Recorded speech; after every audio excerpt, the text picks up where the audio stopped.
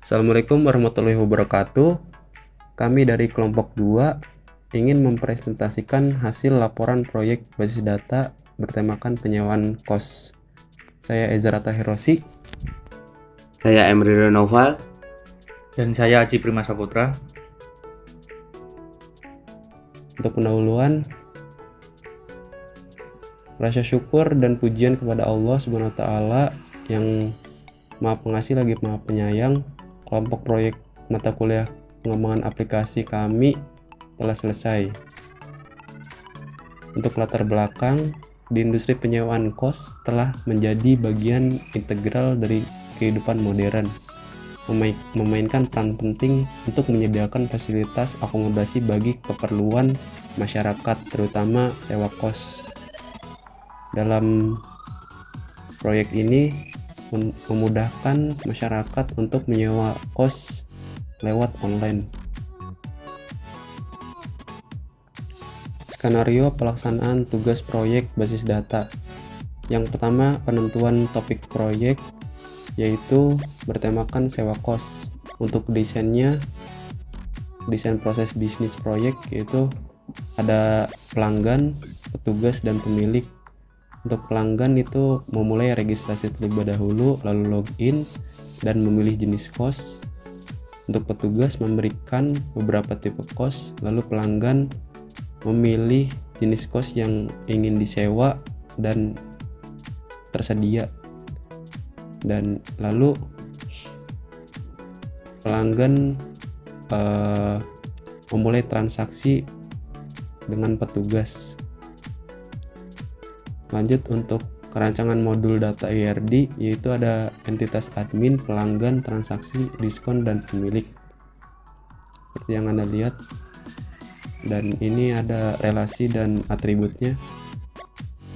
Jenis-jenis atribut, ada atribut sederhana yaitu ID admin, ID diskon, ID pemilik, nama admin, ID pelanggan, nama pelanggan, ID kamar, tipe, harga, ID transaksi, dan harga. Atribut kompositnya yaitu alamat, atribut bergandanya yaitu nomor HP dan email, atribut turunan yaitu tanggal masuk dan tanggal keluar. Derajat hubungannya, yang pertama itu binary relationship, seperti yang Anda lihat ada admin dan pelanggan. Untuk unary relationship itu ada pelanggan, diskon, dan transaksi. Untuk rancangan tabelnya seperti ini, admin memesan, pelanggan memesan, membayar kepada pemilik, lalu pemilik melaporkan pada admin. Rancangan struktur tabelnya itu struktur tabel admin seperti ini, struktur tabel pemilik seperti ini, struktur tabel pelanggan, tabel transaksi, tabel diskon, dan tabel kamar.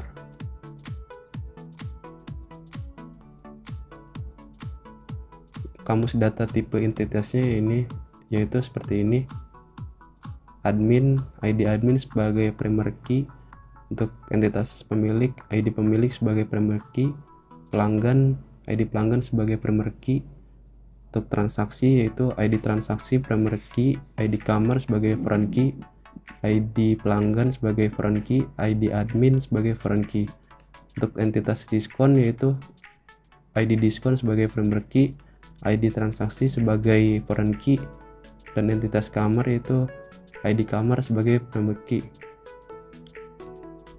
Kemudian dilanjutkan oleh teman saya.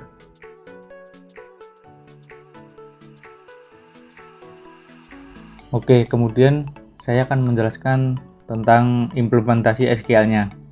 Yang pertama, kita membuat database dulu. Itu yang bernama penyewaan kos. Kemudian membuat tabel admin dengan isi ID admin, nama admin, nomor HP, dan alamat.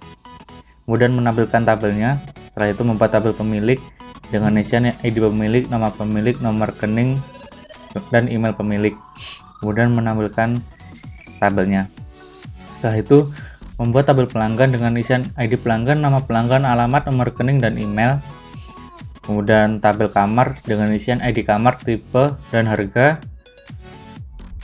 ID transaksi dengan isian ID transaksi, ID kamar, ID pelanggan, ID admin, tanggal masuk, tanggal keluar, dan total pembayaran.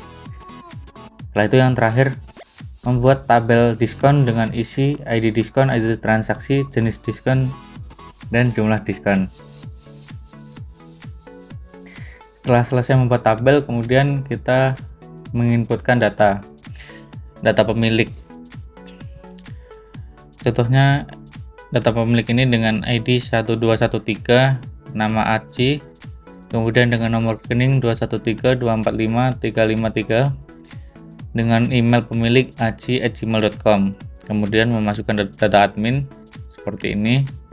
Setelah itu memasukkan data kamar seperti ini. Setelah itu memasukkan data pelanggan seperti ini. Data transaksi seperti ini, memasukkan ID transaksi, ID kamar, ID pelanggan, ID admin, tanggal masuk, tanggal keluar. Setelah itu ini menghapus tabel diskon yang salah dengan cara drop table diskon.